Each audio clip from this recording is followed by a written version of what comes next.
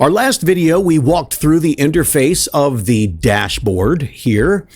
This video, we're going to talk about this Employees tab. What does this mean? So you have, when you click the Employees tab, there's a drop down that says Add Employee, Manage Employees, Import Employees. So the first thing we have to understand is if you are going to send out assessments to your employees, you have to have a list of employees already uploaded into the system. This is where you do that. So if you're going to add one employee, you click this button here, you enter that person's name, and you enter the location of where that person is working. So if you are a company that has 2 or 3 locations or more, then we will get to that down here in the Locations tab. But you are going to customize your page and identify the various locations. This is our page. So we have a location in Ashtabula, Ohio, and our corporate office is here in Bay City, Michigan. So we have 2 locations listed here. So if we're going to add an employee and they are in one of those 2 locations, if they're in another location, then we create another location. And then that will populate here once we come back to add employee. But we'll enter the person's name. We'll type that person's name. We're going to enter their email address.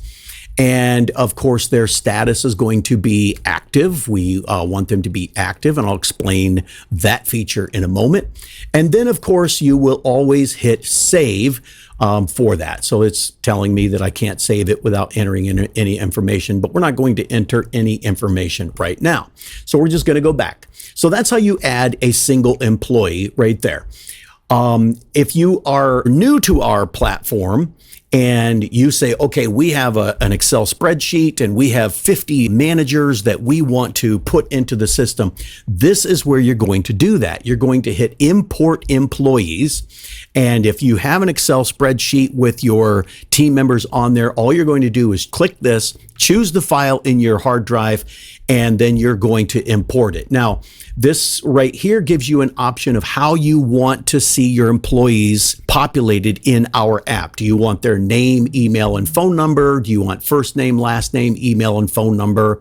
If you have that in your Excel spreadsheet, then it's going to show up however you decide you want that to be done. So just click whatever bubble, however you want this to be imported, and then click Import, and it will bring your employees into your app. And you will see that by clicking Manage Employees. And this will show an entire list of all of your employees. Now, these are examples for our company. And if you've identified various locations, if you've identified various departments, then you would identify all of this, sales, and then you would hit search. And it will bring up only those people whom you have identified under this criteria. If you want to see all of them, you just identify all and then hit search, and then all of them come out again. Now, this active, inactive, this is a very important feature because once you have your employee list populated, there may be someone who quit, maybe somebody who left your organization. We kind of believe that you don't want to completely delete them because you have assessments, you have 360 assessments, you have IPD reports, you have employee development reports. And what if they come back? So what we will do is you would take that employee and you can just come down here and you can make that person inactive and then save that. And now they are removed from your list, but they are not gone forever. But if you want to go back and look and see information about an employee that used to work for you, but they're not there anymore, just click your inactive and it will show you all of the employees that you have declared inactive, but you did not delete them. Okay.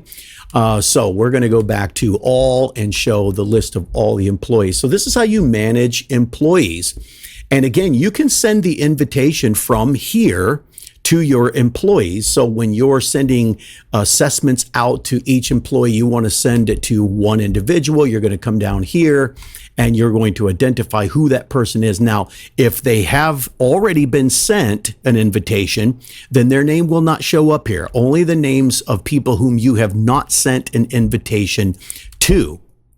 Now, once they complete the assessment, and you want to reassess them 6 months, maybe a year later, then you will be able to do that. But in the meantime, what we're showing, and we have to go back to the dashboard, is it will show incompleted assessments, people who have not completed the assessment yet. So that's how the manage the employees work.